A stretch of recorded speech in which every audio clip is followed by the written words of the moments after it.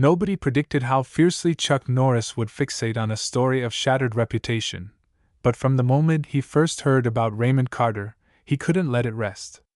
Raymond was the quiet type, a man whose eyes carried the weight of 10 regrets stacked on top of each other, yet he never complained. He simply trudged through life while neighbors whispered behind his back. Rumors said he had caused a workplace accident many years ago, an incident so severe that it left 3 of his coworkers injured for months. The company never recovered from the legal blow, and Raymond was fired in disgrace. But something about the story seemed off to Chuck, because he had witnessed 1,000 tales of injustice in his time. He decided that this was one more battle he had to fight, no matter how many obstacles stood in his way. Therefore, he set out to discover what really happened that day. He started by tracking down anyone who remembered the accident. He drove through suburban streets under a scorching sun, stopping at dilapidated diners and corner stores to ask questions. People seemed hesitant to speak, but their glances told him they all knew something had gone terribly wrong. One elderly cashier recalled hearing that Raymond had been nowhere near the machinery when the accident happened, yet official accounts placed him at the control panel, issuing commands that led to the catastrophic malfunction. Chuck furrowed his brow. He knew how easy it was to shift blame onto the defenseless, especially if the real culprits had resources to cover their tracks. Therefore, he vowed to keep digging. He wouldn't abandon the search until he uncovered every thread of truth. Eventually, he found an old coworker named Marvin who had been there that fateful day.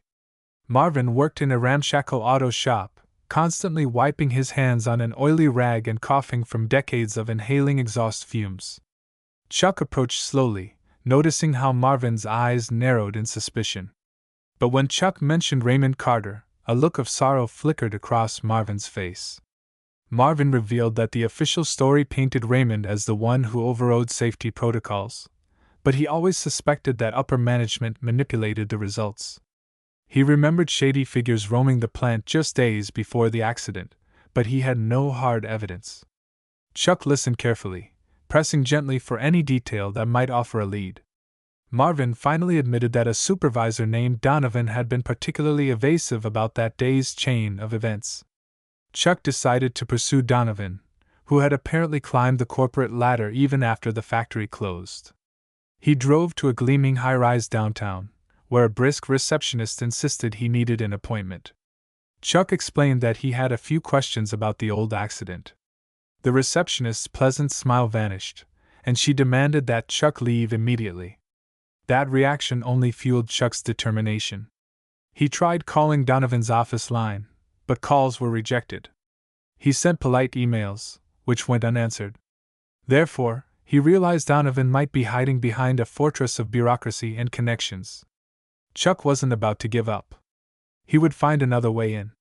He reached out to his network of contacts who specialized in navigating locked doors, figurative or otherwise. While Chuck waited on leads, he went to see Raymond himself. The man lived in a tiny apartment on the outskirts of town, where peeling paint and broken streetlights framed every corner. Raymond answered the door with a defeated gaze, his shoulders slumped from years of carrying a burden that never belonged to him. Chuck introduced himself softly. He knew he couldn't barge in and demand answers from a man who had endured so much. But Raymond recognized the name and stepped aside, inviting Chuck to sit in a creaking armchair. He offered a glass of water because that was all he had. Chuck gently asked him about the accident, but Raymond looked away, his voice trembling as he described the horror of that day. He recounted how people screamed, how alarms blared, how sparks flew as machinery tore through metal. Yet he insisted he hadn't touched the controls that morning. But no one believed him, and his reputation never recovered. He explained how no lawyer would take his case because the company pointed fingers at him, claiming ironclad proof of his negligence. He lost his job, and eventually nobody would hire him. His family distanced themselves, saying they didn't want any part of the scandal. Chuck felt anger simmer inside. He reassured Raymond that he would do everything in his power to clear his name. Raymond simply nodded, too tired to show optimism, but something in his eyes flickered with hope. Therefore, Chuck took his leave, clutching the conviction that an innocent man deserved more than the cold shoulder of a society that refused to look beyond the surface. He drove off into a hazy sunset, determined to unearth every piece of evidence.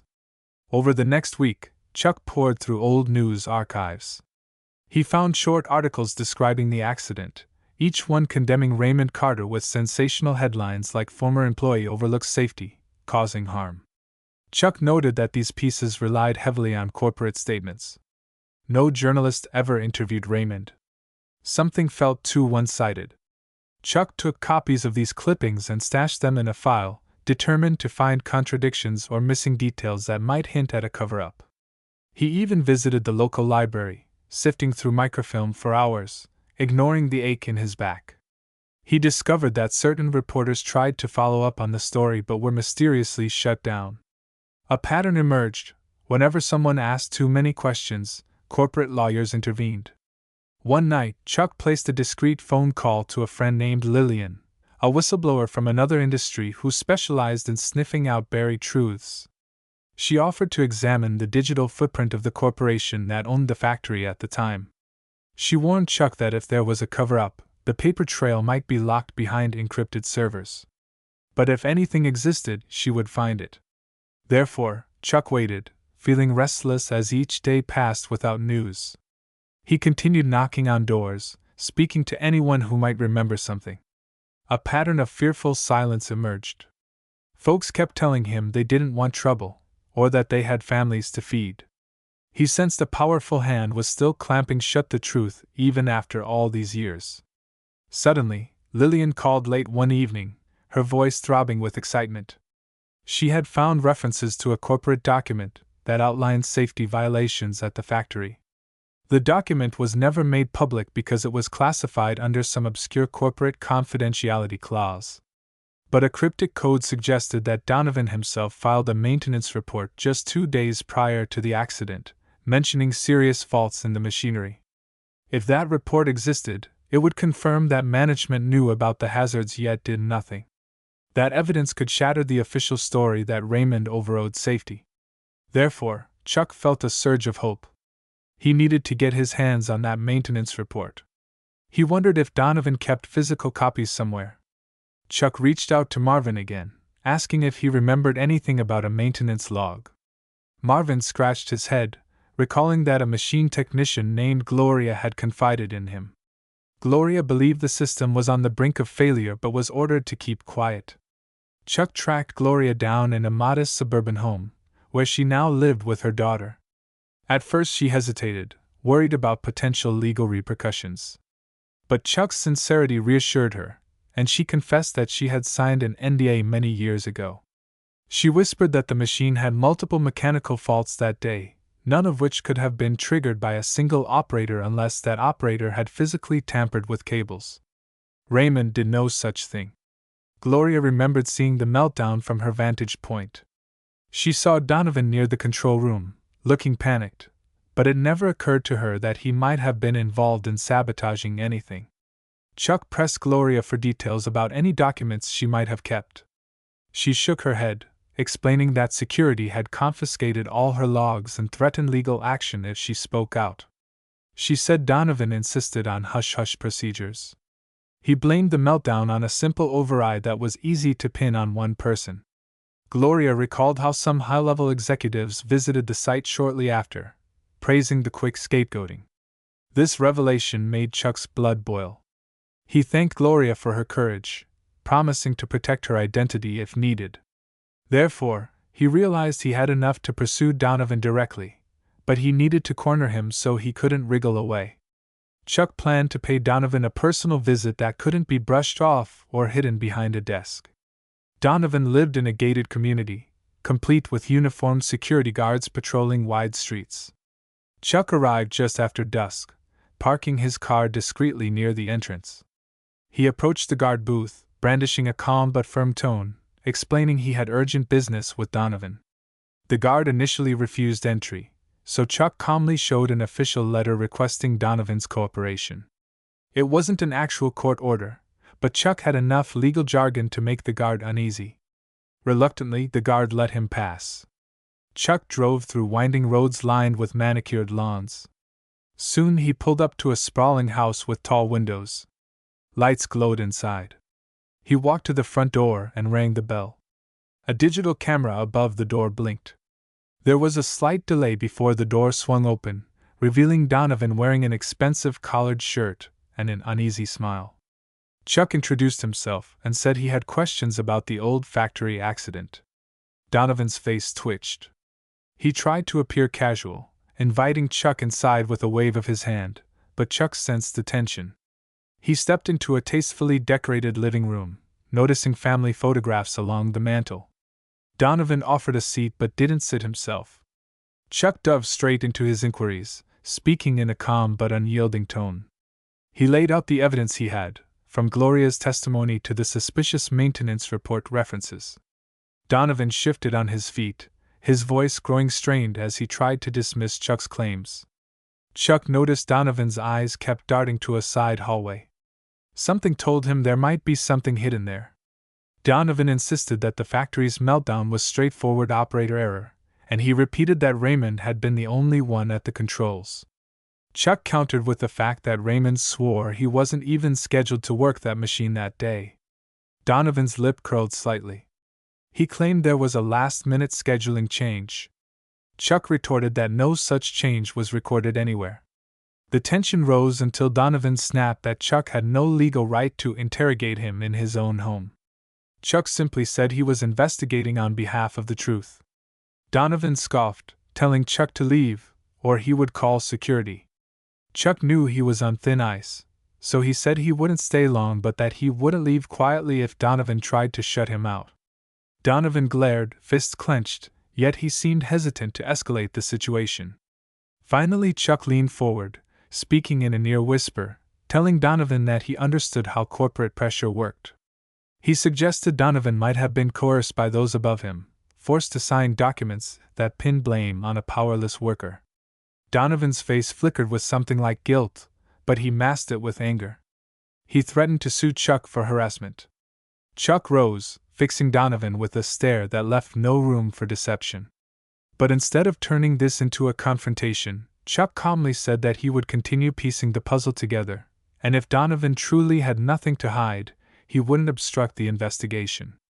Therefore, Chuck walked out, leaving Donovan rattled.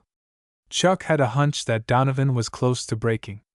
He spent the next few days following Donovan from a distance, observing him as he left that high-rise office, meeting with unnamed associates in restaurants, always casting anxious glances around.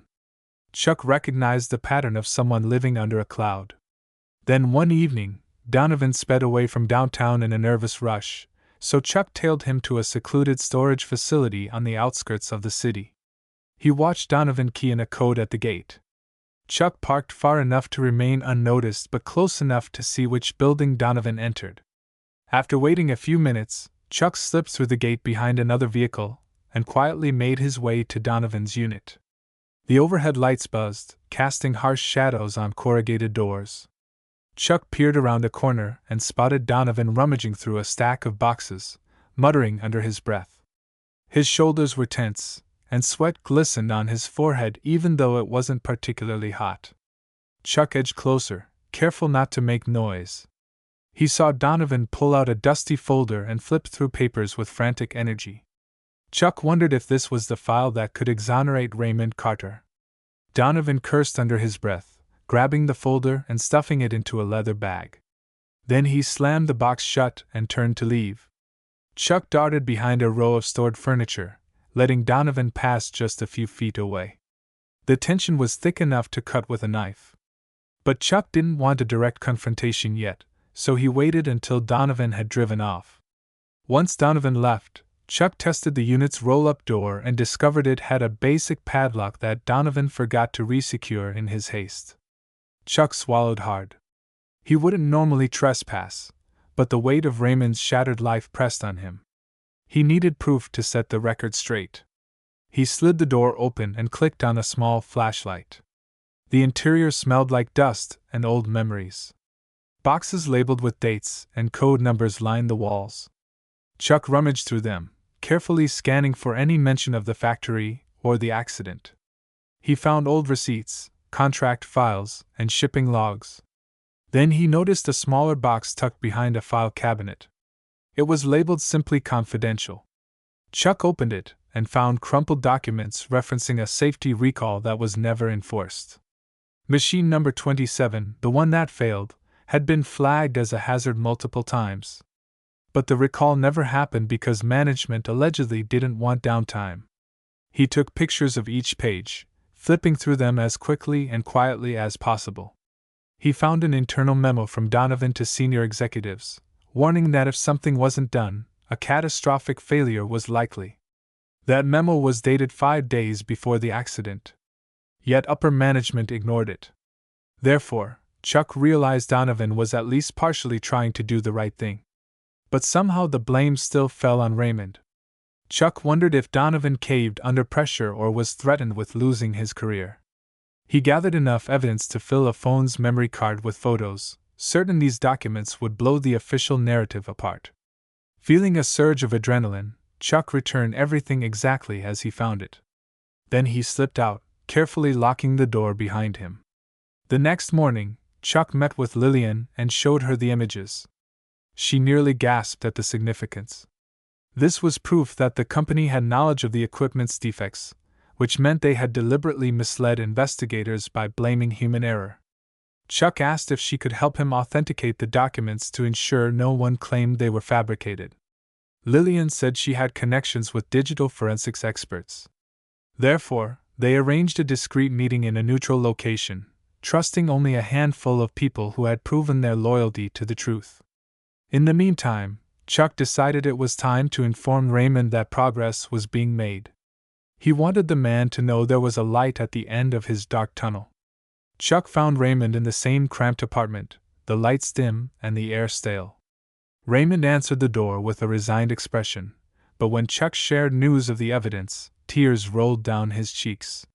He hadn't wept in years, preferring to bury the hurt beneath a stoic facade, but this hope was too overwhelming. Chuck placed a comforting hand on Raymond's shoulder and promised they would soon see justice served. Raymond's relief was palpable, yet he struggled to believe it. He kept recalling the years spent under the shadow of blame, the job opportunities lost, the friendships that dissolved. Therefore, Chuck reassured him that once the documents went public, the truth would speak louder than rumors. He left Raymond that evening, feeling a renewed sense of urgency to finalize the case. 2 days later, Lillian contacted Chuck with good news. The forensic experts validated that the documents had legitimate timestamps and corporate signatures, matching the style and format used by the factory's parent company. They also confirmed the authenticity of Donovan's memo. Chuck felt his pulse race. This was the moment he had worked toward, the moment that could clear Raymond's name. But he knew they needed to release this information strategically.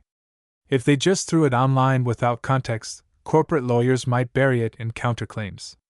Therefore, Chuck reached out to an investigative journalist named Robert who worked for a respected news outlet. Robert agreed to review the evidence and conduct interviews.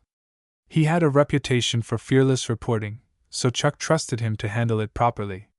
In the meantime, rumors circulated that Donovan was on the verge of receiving a promotion that would relocate him to a foreign branch, effectively putting him out of reach.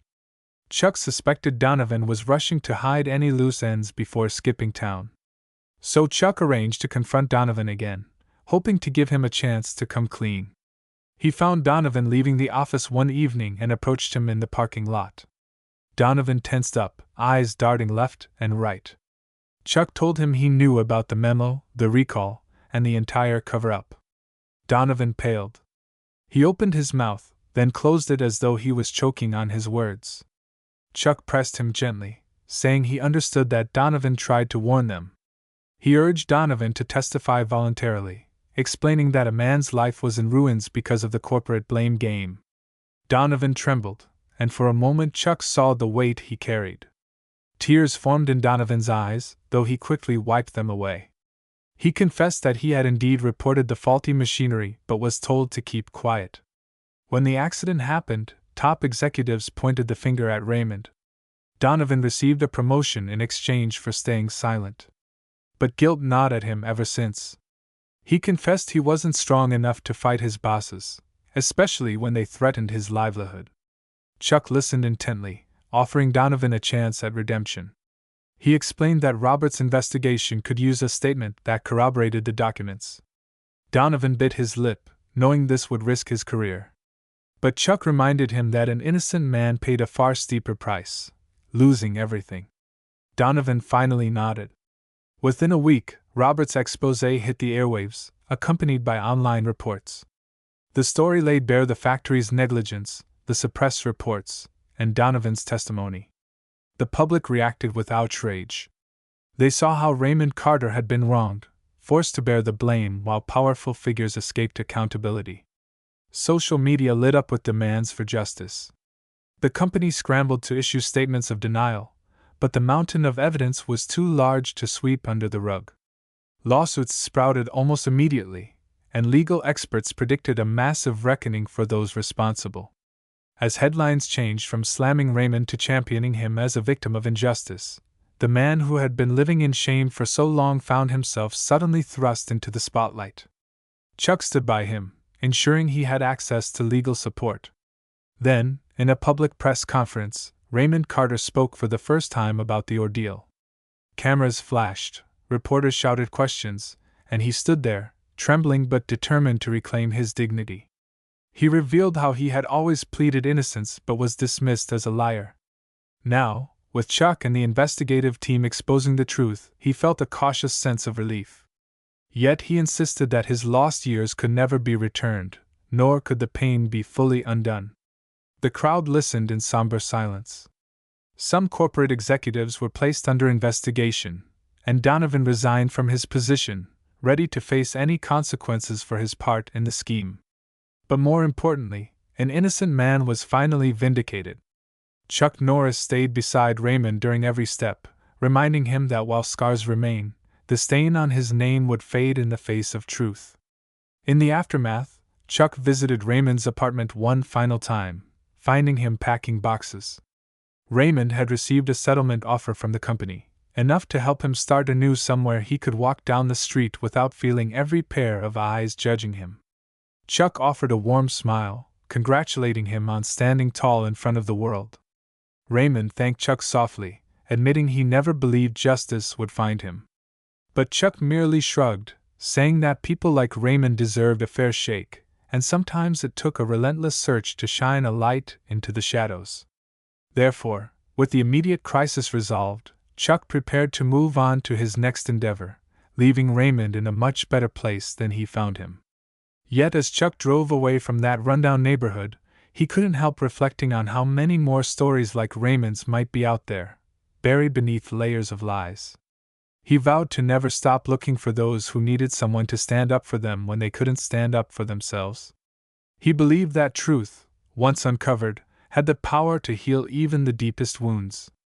But he also knew that the struggle for justice never ended, so he kept his eyes on the horizon, ready for whatever cause might surface next. Life had taught him that shadows lurk in the corners of every city, yet with enough perseverance, light eventually breaks through. Therefore, Chuck Norris accelerated onward, mind clear and spirit resolved, certain that this victory would inspire him to keep fighting. So if you want to keep following his journey and discover the next twist in Chuck Norris's ongoing mission, subscribe right now and be ready for the next thrilling story on this channel.